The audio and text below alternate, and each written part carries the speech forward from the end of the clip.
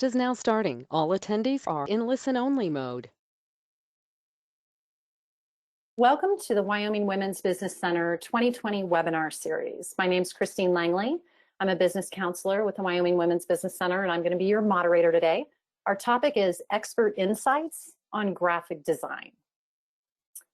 And so before we launch into our agenda, I just want to cover a little bit of information on the Wyoming Women's Business Center and how we help entrepreneurs around the state. And I also want to call attention to the go-to control panel on the right-hand side of your screen. So all of our participants are muted today to avoid some background noise, but I want to call attention to the questions panel because this is going to be a Q&A with an expert panel. And so if you have questions for our experts, you can type in your questions in that panel and we'll take those questions throughout our session today. So the Wyoming Women's Business Center is a nonprofit organization, and we work with individuals who want to start a small business or expand a small business specifically in the state of Wyoming. And we do that through 4 distinct programs. So the first is business training and counseling. The second is access to capital through our microloan program and individual development accounts. Third is our professional artist development center. And we run that center through our Works of Wyoming store, as well as our Art Connect gallery in downtown Laramie. And then last but not least, this year in June, we launched a COVID-19 support program. And the COVID-19 support program has several projects embedded within it: the B2B digital design services, crowdfunding campaign support, social media advising, as well as assistance, and then QuickBooks software licensing and training. And so if you're interested in any of those projects, I would encourage you to reach out to our program facilitator, Veronica Donahue, for more information, and her contact information is on the screen. And this particular series is brought to you by our COVID-19 support program. All right, so we're gonna dig right in and start introducing our panelists today. And so I've got Todd on the line, and I'm going to turn it over to Dylan to introduce himself. He's going to turn on his webcam here. Hello, Dylan. Nice to see you. And so, Dylan, I'll turn it over to you to do a brief introduction. Go right ahead. Hey, great. Thanks. Yeah, so hello, everybody. I'm Dylan Todd. I am a graphic designer and web developer. And so that's been a long journey for me to get to the design stage I'm at now, and it's been a lot of design by necessity. So I think kind of where my specialty comes in is the ability to kind of speak to the do-it-yourself approach and the iterative approach. And that's something that I've just learned through years of wanting to design businesses and ideas for myself, my friends, family. And so that's kind of where it started. So I can speak a lot to where to find inspiration as well. I think that's something I struggled with at the beginning, is like, hey, where do I even start? And you know, and where does this go? Is this something that I can do on my own, or is this something I need to hire somebody for? So I think defining the lines on that is something that I've learned to do, and I hope to share that with you. And I really appreciate everybody tuning in today, and I'm excited to be here. All right, awesome. And Dylan, where are you in Wyoming? Yeah, so I live out in Jelm, Wyoming. So it's 30 miles west of Laramie. We have that Mullen fire going on right now, and so I have satellite internet. So I actually came into Laramie today to be here with good call quality. So hopefully everyone sees and hears me all right. All right, rural Wyoming, welcome. Absolutely, yeah, thank you. All right, next up is Jennifer. And so Jennifer's gonna click on her webcam and say hi to everybody. Hello. Hello, everyone. My name's Jennifer Power, and I went to Appalachian State University and got a degree in graphic design and a minor in marketing. And then I made my way out here to Laramie, Wyoming. I worked as an in-house graphic designer for an environmental engineering firm for 7 years. And now I've started my own business doing freelance and fine art. And I've really enjoyed getting to know all the local businesses and helping them with their branding and marketing needs. And I'm excited to be here to answer your questions today. All right, awesome. And you have a dog named Foxy. I do, yes. Excellent. All right. And so next up, we've got Gabriel. So Gabriel's going to click on his webcam and say hi to us. Hey there. Hello. Good to see you. Good to be here. Thanks for having me. My name is Gabriel Whitmire. and I own a small design studio here in Cheyenne, Wyoming called Design the World. My background is in computer science and graphic design, and I've been designing for just over 5 years now. Awesome. All right, nice to meet you. Okay, so now I'm going to ask all my panelists to flip on their webcams, and we're just going to go kind of across to each of you as we dive into a few questions. So all of my attendees, if you guys have some questions for our panel of experts, let's start typing those into the questions panel, and I'll kind of keep an eye on that. I do want everybody to know that this is being recorded, so if you want to come back and take a look at it, it'll be on our YouTube channel.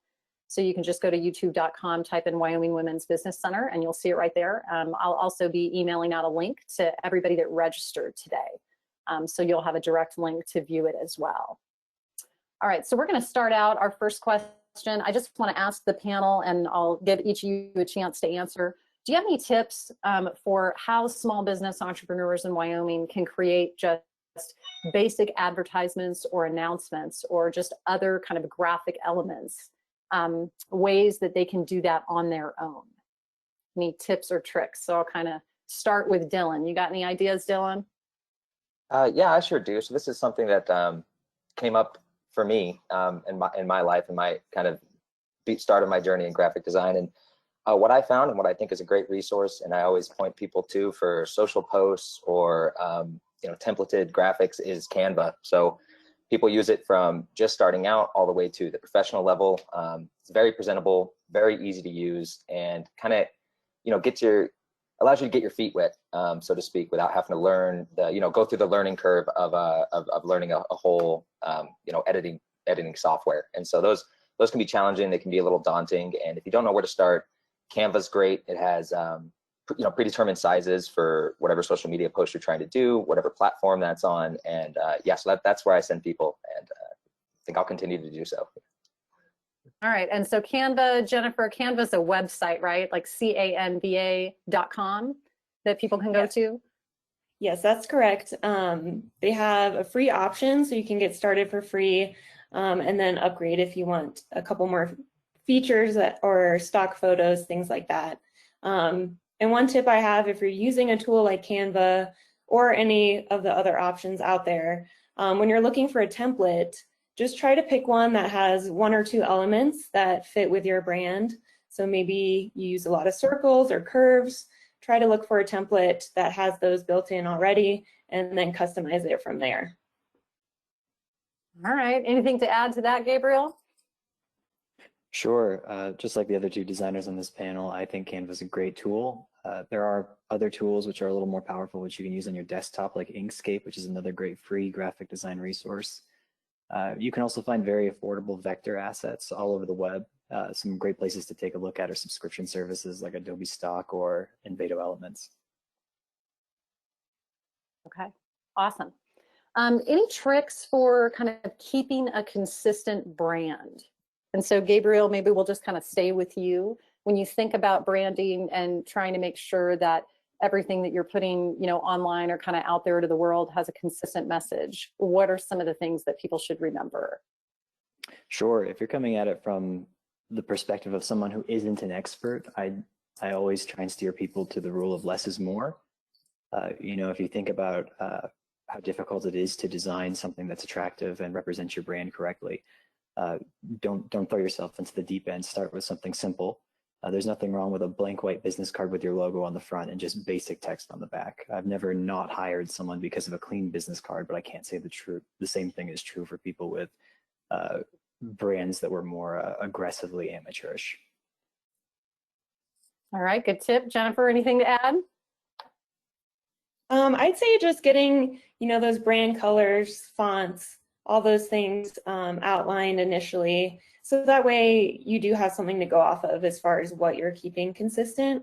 And just know that if you use the same colors, shapes, all those elements, it doesn't mean that all your designs are going to be boring or look exactly the same. There's a lot you can do with these elements to make it creative and unique. But just having those common elements that tie things together so people start to recognize your brand in that way. And then as well, don't forget to put some of your, your logo on some of the not so fun things, but like invoices and envelopes and other things to carry that branding experience through your whole business process. All right, great. Dylan, any words of wisdom on consistent branding or things you've seen from your clients that you've been able to correct? Yeah, I think the other two designers kind of hit the nail on the head. I kind of want to press on Jennifer's point from the last question of like and I think you touched on it a little here too with shapes. If it's circles, and rounded edges, kind of keep that general theme. If it's sharp and angular, keep that. Those are kind of principles of design. And then the continuity, brand continuity. If you take, if you decide on a font, take that font. If you have a subtitle or like a slogan font, carry that font as your subheader. And just doing those little things, that continuity will really keep your brand tied together. And speaking of fonts, isn't there some kind of rule in the graphics world about being anti-Comic Sans? What is this inside joke with all graphic designers about Comic Sans? Explain this to us. I think unless somebody else here has a better explanation, I think it's just because it's atrocious and overused. I think it's just a bad font. That may be Papyrus. Like generally, you want a font that communicates your business or some sort of message to your potential clients or customers. There probably is an example where Comic Sans is a great font for your business. If maybe you're a party business or you're focusing on like preschool aged kids, but unless it's like one of those two examples or something very similar, Comic Sans is a terrible font. Yeah, I agree. It's definitely overused as well, so you get tired of seeing it. All right. So note to self: in the year 2020, you should not be using Comic Sans. Okay. So let's dig into kind of brand packaging. And what I want to do is give each one of you sort of a business scenario that you can talk about and speak to the type of package that you would recommend to this type of customer. Because a lot of times, if you're in the field, then you throw out these terms like, oh, you need a brand or you need a branding package. But as a small business entrepreneur, people may not know what that encompasses or what that entails. So let's do some scenario stuff and go from there. So Gabriel, let's start with you. And the example that I want to give you is a business that is doing online sales for custom jewelry. So basically they make beaded jewelry and they're selling online. But they're brand new. They haven't launched their website yet. They're just in the process of taking images of all of their jewelry and trying to create a business online where they can sell it. And the reason that they're having to go online is because of our climate right now. They used to sell their jewelry at outdoor markets and trade shows and these kinds of things, and their whole 2021 calendar has been canceled. So they're having to switch and become an online business. So what kind of recommendations would you have for them as a branding package or to get started online? Sure. I think the first thing we'd probably want to plan for is that it wouldn't always be an exclusively online business. It sounds like they'd be going back to in-person sales at some point in time in their near future. So we'd really want to design a brand, which all designs usually are designed this way, but we probably want to design a brand that would be both applicable to an online presence and an in-person brand. We'd probably start with trying to find their demographic, which is a little harder because they're launching their online store for the first time. But if they have any data about who they normally sell their products to and who normally purchases their products, we take that data. We combine that with probably the average cost of one of their products. Let's say the average cost is like a $5 set of beaded earrings and a $25 necklace. We'd average that sucker out. We'd find an average cost of the product and we design the brand to be proportionate to that. And so, if it's not a very expensive product line, we wouldn't want to design something that evoked a luxurious diamond company. But we would still want to approach some sort of jewelry apparatus. And so we design something elegant, but maybe not so elegant that it alienates your customers. So the design package I would probably suggest would be something along the lines of an approachable logo, email templates for emailing people, obviously social media design assets so that we could get some headers on some social media accounts and they could get an Instagram up and running and start publishing their jewelry. And then finally, we probably would dive in when we were there, we'd probably dive in and start designing price tags for when they're back at shows. Very nice. All right, excellent. So Jennifer, let's move to you and let's talk about our example as a yoga studio. So this is a brand new business. They've never opened before, but they're looking to create a brand for their yoga studio. What kind of recommendations or package would you put together for them? Yeah, and as Gabriel mentioned, there is a lot of background work that goes into designing before you actually get to the designs or physical items that you're going to be receiving. So of course, making sure you do that background information. What is the business about? Why was it started? Who is your customer? So we can make sure that the branding fits the goals of the business and projects your values and your business as a whole. As far as items that I think are nice to have off the bat for a yoga studio, obviously getting a logo set up. One thing I do like to recommend for a logo is, of course, you want your color version that's unique and fun and brings out all the elements that you want to. But I also recommend that you get a one color version of your logo. This is a good design test for designers to make sure it looks good, even in one color. You're not getting distracted by all the flashiness of multiple colors and things of that sort.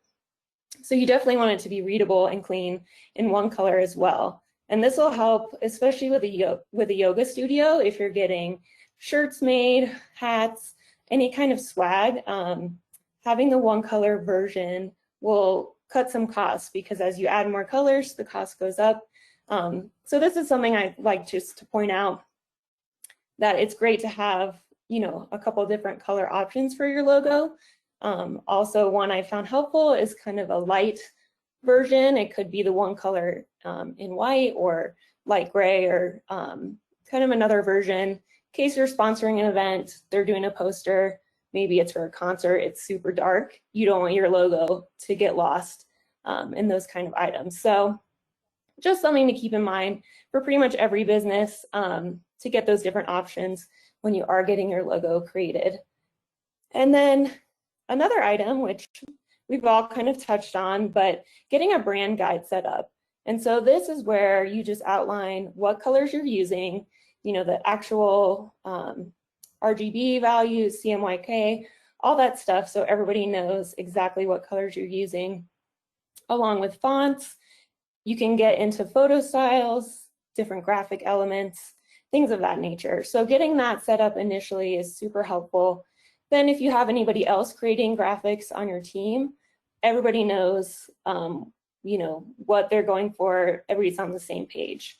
And then, of course, for a yoga studio, getting your website set up. Most likely, people are going to be booking classes through your website or going to your website to get to a booking platform. So having that all set up is definitely crucial.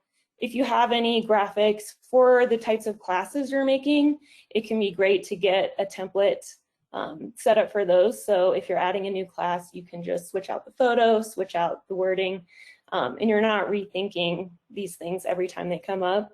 So that's something I would definitely think about. You can use that for social media, other places as well. So you can use these elements across different platforms. And then getting your email newsletter template set up is super helpful. You can send out emails for new classes. You can build that list as you go along, but having it initially set up is a great place to start.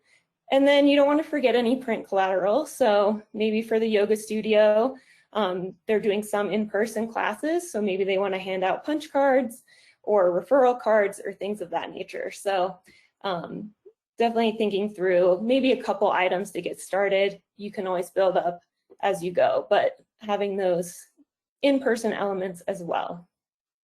So that would be kind of the basic place to start, some products that I think would be helpful to have on hand as they open their yoga studio. Very nice. And a lot of the stuff that you talk about, it's certainly beyond just graphic design. I mean, you're really working on marketing strategy with these businesses. So it's not just creating the elements, it's helping them know how they're going to implement those elements so that they can drive customers to their business. And I guess this is where you get into, graphic design versus marketing communications or being a full service, agency. And so a lot of that comes down to just speaking to the person you're planning on hiring and understanding what services they're offering. All right, so Dylan, let's flip over to you, and I'm going to give you kind of a different scenario. If you had, let's say, an electrician contact you, and this was a family business that had been in business for 30 years, and now one of the offspring are ready to take over for dad. And kind of wants to rebrand or sort of make it their, own business. What kind of recommendations would you have for someone that's taking over a family business? Yeah, so it's the roots are probably good because I mean, if you want to carry on the family business, it's if you didn't want to keep the roots of that logo of that brand, you would have just started a new one. So I think it's definitely important to, maybe do some trimming, but to kind of keep those foundations as much as you can. But 30 years is a long time. So that might mean tweaking the logo. It might mean updating colors. It might mean getting away from Comic Sans. We don't necessarily know, but it's a long time for things to get dated. So I think it's going to be a kind of balancing act with, okay, let's revamp this logo without changing it too much. I do think this has been done successfully. Some older brands, Adidas comes to my head. They kind of kept the same brand over the 60 years or more, but it's changed subtly over time to kind of stay with the times. So I think that's the goal. I would assume not a large digital presence, and so I'm really stout on service-based businesses need a Google My Business.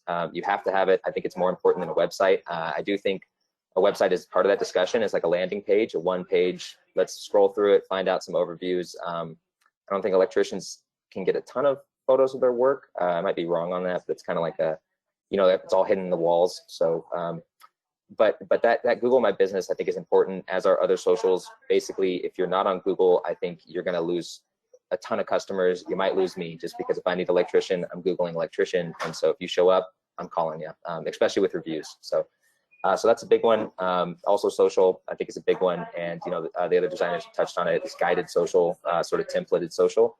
And then the other one that stands out to me for service-based businesses is large graphics. So, definitely business cards, but also like graphics for vehicles. That's big. If you're in a neighborhood, it's sort of word of mouth. And so you want all the neighbors to be able to be like, hey, that's so-and-so's electrician. I see their brand right on the side of their truck. I see their number. Let me call them. My neighbor has nothing but good things to say about them. So I think service-based businesses, especially in small communities, especially in Wyoming, a lot of word of mouth goes on. So I think that's very important, that the vehicle decals, shirts, hats, that sort of thing all helps kind of revamp or, bring up word of mouth. So those would be my primary focuses. And I think that the big one is sort of bringing the brand up to date without changing it too much. Mm-hmm. So like that blend that we see between, old and new.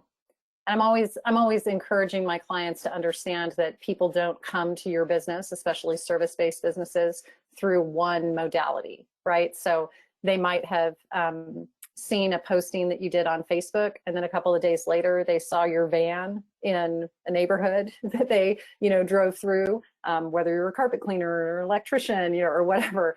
And then they came home and tried to Google your name because they didn't write your number down when they saw it on the side of your van. And then when they call you and you say, hey, how did you hear about my business? They go, oh, I just, my friend told me about you, which actually they saw you 3 different ways, before they actually contacted you, so sometimes it's a little confusing as to how people reached your business. But the point in having a consistent brand is so whether they see you on Facebook or Googled you or saw your truck, there's a consistent presence, right, across all those different mediums. All right, it looks like we've got an audience question here, so let me throw this in. It says, we are a fledgling t-shirt company. We've created several designs, but we're concerned about protecting them from infringement. What specifically have you done to protect your designs? So this is kind of a curveball. And I guess we can talk about, trademarking and, and some of those issues. But Gabriel, do you have any ideas on protection?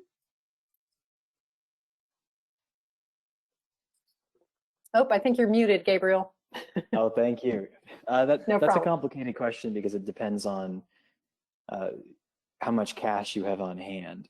Copyright is inherent in designs, and so if you design those shirts, you are the copyright holder. Or if you commission them and you sign the appropriate contract, you're also the copyright holder.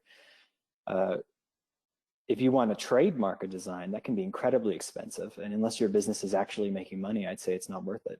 I've never trademarked a single one of my client designs, and some of them make quite a lot of money, just because the chances of a company seeing your design, infringing on that design, making a t-shirt like your design, and then selling it enough to make money that you could litigate is unlikely.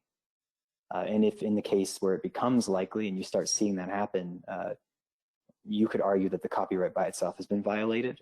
But that's closer to a lawyer's question than it is a designer's question. Agreed. I get a lot of questions around filing patents. And, Sure. and one of the things I always say to clients is, well, if and it's similar to what you just pointed out, Gabriel, well, if you have the money to fight patent infringement through litigation, then it might be worth it. But there are some people out there that would say, unless you're a $100 million a year company, you can't afford to fight a patent infringement. And so I hear you in the respect of, are you willing to fight about it? And so sometimes for small businesses, I think it just comes down to risk and reward. Expect that it's possible, if you're wildly successful, that someone might try to copy you, and take it as a compliment. try to own the space instead of, owning the image. Just make sure that people are buying from you and not the copycat. And if you're first to market, with your concept or your idea, then more than likely you're going to get the lion's share of the revenue. Anything to add, Jennifer or Dylan? Have clients ever asked you that?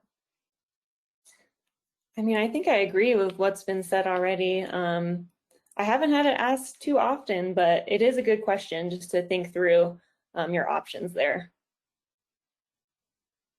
One of the things that, one of the things that I've noticed too, sometimes I'll see designs on businesses that are eerily similar to another business. Like I'll look at the layout or I'll look at the design of it and I'll go, that kind of eerily reminds me of Volkswagen, right?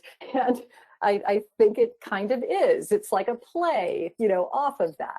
And so it's a good thing to remember that when you're reviewing design work from different designers, to make sure if something feels super familiar, make sure it isn't a knockoff of a very wealthy brand that could come after you for infringement, right? Those are things that you want to look at and make sure that you have somewhat of an original design. Okay, so when we talk about hiring a graphic designer, what are some of the things as a business owner that I should have ahead of time or I should be prepared with before I contact you? If I want to hire you for, a brand package or a logo design, or I need some marketing assistance. And so Dylan, what are some of the things you ask your clients to have before they meet with you? Yeah, so I'm big on kind of tying in, I guess, getting to know the brand, getting to know the customer. So like, I'd prefer it almost if you didn't show up with, if you have a general idea of a sketch direction you want to go, great. But I mean, if you have a pre-made logo, I just think it gets into so much tweaking. It's kind of like, I like it to be open, free. So I think the big thing is, a thorough understanding of your business model and in practice. And the biggest thing is, who is your customer? Who's your ideal customer? Who do you want your customer to be? If that's maybe not who your customer is now, I think the whole, process of branding is to personify your business, to make it human, to make it relatable. And so if you don't know the human you're making it relatable to, it won't hit home really. So, and I think that avoids a lot of the kind of brand blurriness where you look at some brands and you're like, man, I don't really know what these guys do, or I don't know if I trust these guys. I don't know if I want to call these guys. I think that a lot of that comes from just like, hey, we have something we might have thought looked nice and it's aesthetically pleasing, but is it right for my brand? Does it actually personify my business, or is it just something that's nice to look at? I think that kind of gets blurred. So I think it's important to, if you do have something that you're like, I would like this incorporated, I don't know, I'm thinking compasses, or, sometimes I've had things like that where it's like, I'd like this element incorporated, but I'd prefer that you show up with that incorporation in mind rather than just showing up with like hey, here's a compass and I want this, I just want text over it or something, because, you can do it and I'll do it, but it might miss the point with the brand. And so, I think the big focus is customer and how you're there to help them and who you're trying to help. Okay, excellent. Anything to add, Jennifer? Yeah, and I mentioned this earlier, but just kind of going back and reviewing how your company was started, what the name means, why you started the company, all sorts of those questions, especially if you're doing a rebrand. Sometimes you get so engrossed in your business and what you're doing, maybe you've forgotten the original reason why you started or what it meant to you at that time. So I do like to go back and touch on those items. And then from a logistical standpoint, I always like to discuss timing, when you're going to need these items by, and also how long it might take you to review, different drafts of things. Maybe you only are available on the weekends. Maybe it'll take a day or two, maybe it'll take a week, but just having some of those conversations so we can all be on the same page for how long the project will take and getting a timeline put together. I find that helpful at the beginning just to kind of get that knocked out. Excellent. Just kind of setting the expectations ahead of time. Gabriel, what do you do with new clients when they come in? What are you hoping they'll bring or not bring? I think I'd echo what the other designers on this panel have said. You really need a clear expectation and an understanding that we are designing a brand to appeal to your customers. We're not designing a brand to appeal to your specific design tastes. Brand design can be such a heavy investment for a small business that it's incredibly important to understand the process before it actually starts. That saves you infinite amounts of redesigns or tweaks or modifications to a design that's already well down the road. I think just like what Dylan and Jennifer said, right? We want to know who your clients are, who your customers are. We want to know what kind of data you have. Obviously, Dylan touched on representing your business in the correct way. But the thing I think we want most from every client when they walk in the door is no preconceived notion of what they want their design to be. I've declined clients before because they had too firm of an understanding of what they wanted to the point where it was detrimental to either their brand or our portfolio. If the design you want me to make is going to look bad on my portfolio, or someone is going to ask you who designed it and you say me, I'd rather not have you as a client. Makes sense. Makes sense. There's got to be a separation there, right? Between what's good for the business, versus the personal artwork that you might want hanging on your wall in your family room, right? These are two different things. All right, so we've got an interesting question here about rebuilding a website. And I know all of you are probably engaged in website development with clients as well. So this says we're going to meet with a person to rebuild our website.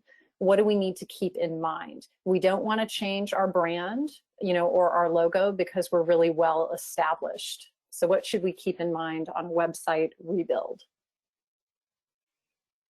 Jennifer, you want to go first?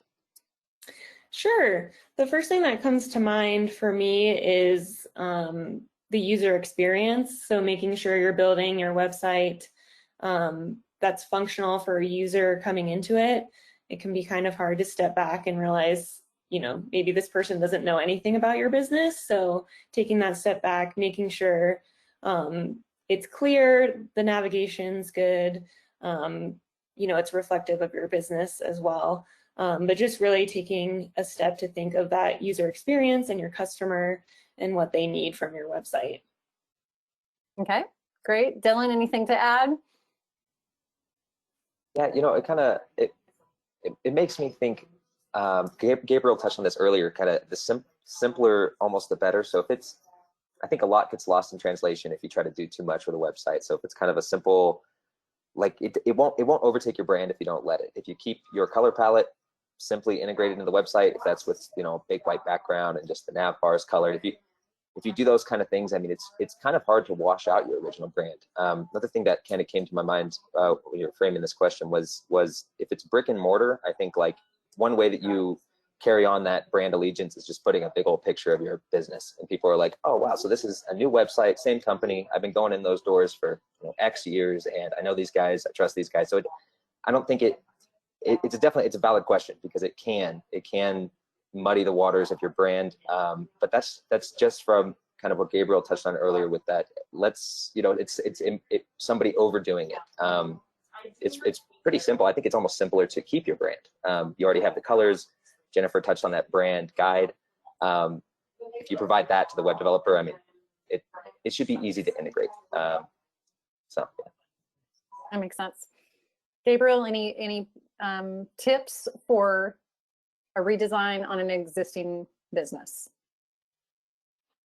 I think almost everything's already been said on it. I think maybe something that's a little bit different from the design field when you step over into technology is that you probably want to at least get a working knowledge of how your website is built, what it's built on, and what it's good at.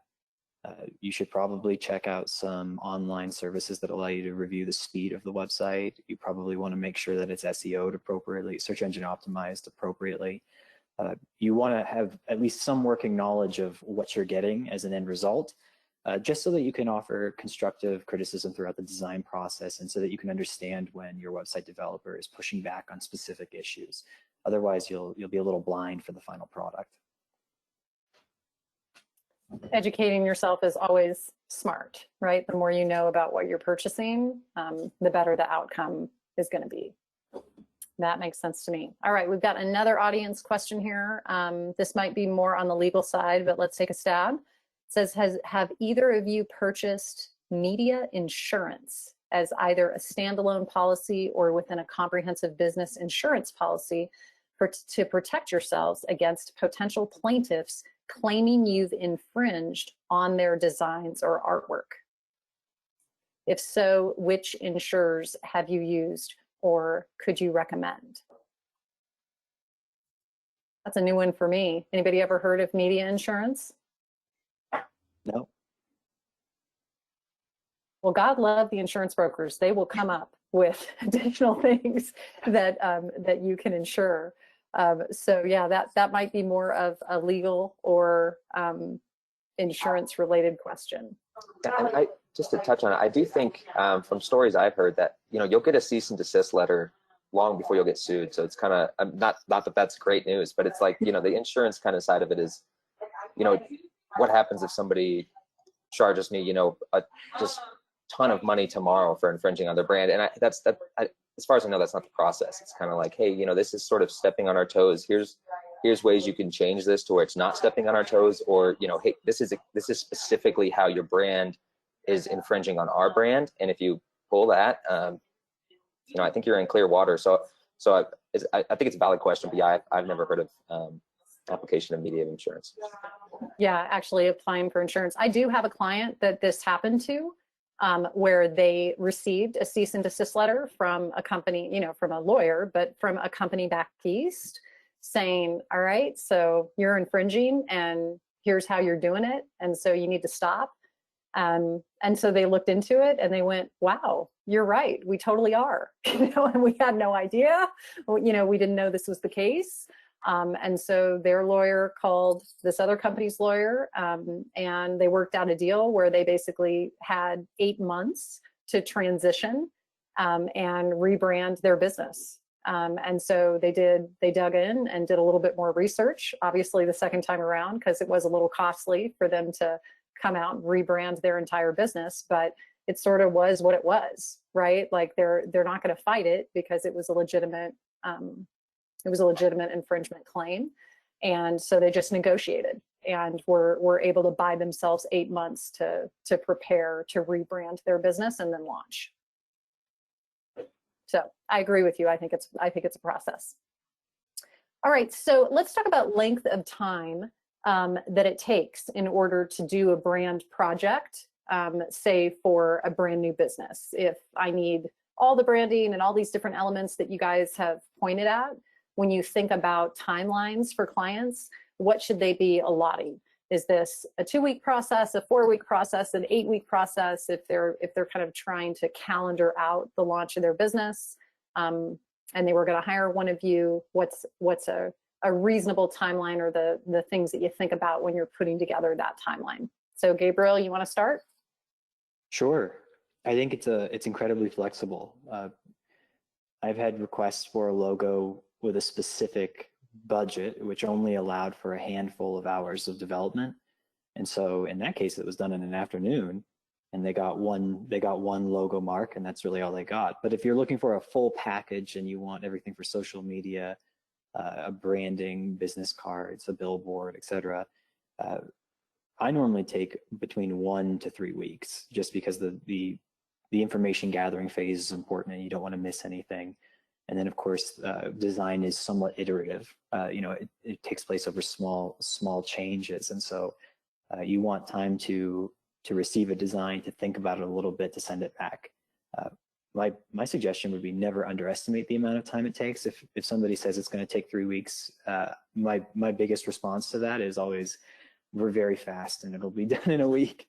And sometimes that's really true, but more often than not, I think, it's a big decision, and it ends up taking a little more time than you think at first. Like most things in life, however long you think it's going to take, just double it, right? Because usually it takes slightly longer. All right, Dylan, what's your kind of average timeline that you give clients? Yeah, I think Gabriel had it perfect. I was going to say 2 weeks, and so I kind of like his range, a little wiggle room on either side of that. You're going to transition here. Yeah, 1 to 3 weeks is kind of where. No, but really, I do think that's. I think that's totally right. It's about 2 weeks for me. I don't like it to be on the plate for something like 2 months. I just think sometimes the passion can get burned out. So if it's like a tweak, and hey, we noticed this after applying it to our brand, and we just maybe. That can kind of come in later, but for the majority of the design, yeah, I like to kind of push through, keep open lines of communication, and kind of get it done as as not quite as fast as possible. I don't want quality stuff, but I think it's important to keep the ball rolling on it, and momentum sort of create something great, and so to keep that momentum rolling. Right. We don't want to get into analysis paralysis, right? Or the reverse of that, paralysis analysis. Exactly. All right, Jennifer, anything to add on timelines or expectations with clients? No, I totally agree on the general timeline. Like I said, I like to talk about it right from the beginning so everybody knows kind of what to expect. And I just say to don't put it off if you're wanting to do it and you're not sure, how long it might take. Go ahead and start the ball rolling, and then, we can start later if you need more time, or, but just don't put it off to the very last minute and then be rushing, because that's never good to just feel like you have to make a decision really quickly, whether you're sure about it or not. So give yourself that time Right. well to get it accomplished. And what about revisions? Because I see this a lot when we're contracting with different marketing communications companies, where they'll build into their estimate or quote, X number of revisions on a website development or on a logo design or whatever. Is that something that you build into your quote, Jennifer, when you're working with people? Yes, definitely build those in. Again, it's one of those things you don't want too many, because then you're just getting really kind of in a loop with it as far as revisions, but having enough that you can make some changes and see how things evolve, but not getting too many. Not in a vicious cycle. Would you say on average, Dylan, would you say on average that you give people like 2 rounds of revisions, or do you go as far as 3 or 4? What seems to be sort of industry standard? Yeah, I think it's 2. I think it's initial discussion, initial draft, and then two on top of that. So and of course I've done more, and I don't know. I do think too. I think Jennifer kind of touched on it, where it almost gets too, you get stuck in a loop and almost gets too nitpicky. It's easy to do. One thing I've learned that I probably won't do anymore is I think a revision with like a printout or, you know, a ping rather than the vector. I've run into some real problems where it's like, okay, well now seeing you do it, work the vector on your machine, I can use you kind of as a mouthpiece sort of, and I can just, oh, change this and move that. And those can get pretty intense, pretty long, and it's easy for somebody just to want to, you know, design it through you rather than let you design it. So yeah, I think that's the tricky part with revisions, and I'm still learning what's best. But yeah, I think where I'm at with it now is kind of like, hey, what do you think we should do with this, and are you happy with it? And not so much, you know, watch me from over my shoulder design for you. So yeah. That's a really interesting perspective. It's cool to hear it from your end, kind of what that feels like. It would be almost like, you know, standing behind an artist and critiquing them, you know, as they're painting, right? Like no one would do that. You would just let them finish their art piece, and then you would have whatever your feedback is. Gabriel, anything to add as far as what you do in your business with revisions and how you work with clients? Sure. I think once again, you guys really summarized it well. I think that's the classic designer dilemma. You have to be careful with revisions. I think industry standard is 2 or 3. We operate a little differently. We just have a base hourly rate, and we'll revise for years if you want to pay the hourly rate for years. And so that helps. In our experience, that's helped decrease the issue of offering 10 versions of a logo and having feedback being like, I like logos A, B, D, and E. Can you combine E and A in this way? And then can you make A become A point B, A point C, so we can compare that again? And so it's a dangerous thing. Yeah, feedback loop is something that's come up before, and that's what this could be very easily become. And so generally speaking, we see where it goes, but usually I offer 3 versions which are dramatically different from each other in the final handoff. And then if there's any small tweaks, we just build it right in. But other than that, like if we're at the end of the hourly contract, it's an additional fee to keep modifying things. All right.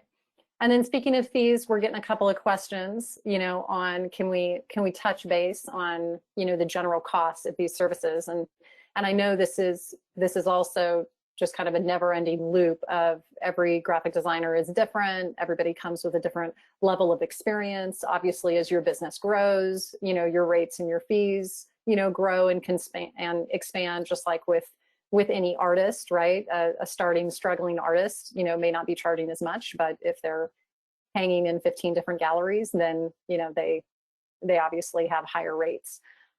So Gabriel, do you want to just touch on pricing or maybe industry standard of how graphic designers or marketing communications companies will price things? You mentioned something about hourly or like the starting package and then hourly after that. Can you speak to that a little bit? Sure. I think the important thing to understand when you're looking to price out a logo design, you know, you touched on something very important earlier, which is you had a company that hired a designer that created a logo that then they received a cease and desist from another company over. And so I think that when I'm about to talk about price variance in designers, that's important to keep in mind. You can find a designer online for $5, but you risk them pulling a design off of another designer's website, making it into your design and receiving a cease and desist 8 months down the line and having to rebrand thousands and thousands of dollars worth of merchandise or business cards or rebuilding the sign that you just built on the outside of your store. So that's the backdrop to why design is expensive. When you hire a designer, you're hiring somebody who spent years doing something and who you know for a fact isn't going to steal from other companies to provide you a product. Design the World charges $100 flat. And it's 10 hours for a design brand package that's $1,000. And so for new starting businesses, that's quite a lot of money. And to be quite honest, we don't get a lot of small businesses anymore. We have a larger contracts where people will come in, they'll say, we want a logo as part of the process, but those contracts soar right out of the thousands pretty quick. I would not be surprised if both Dylan and Jennifer are better designers than me, and they might charge less. And so if you could hire Jennifer and Dylan for together, if you could get a logo from both of them for the same price that you could get one from me, I'd recommend doing that. But that's the price variance you're going to get. You're going to get someone charging $300. You're going to get someone charging $25 an hour. You're going to get someone charging like me $100 an hour for a flat 10, and you know I won't budge on that. But I'll let the other designers talk about that. But I think that you need to find a designer you like more than you need to worry about the price. Mm-hmm.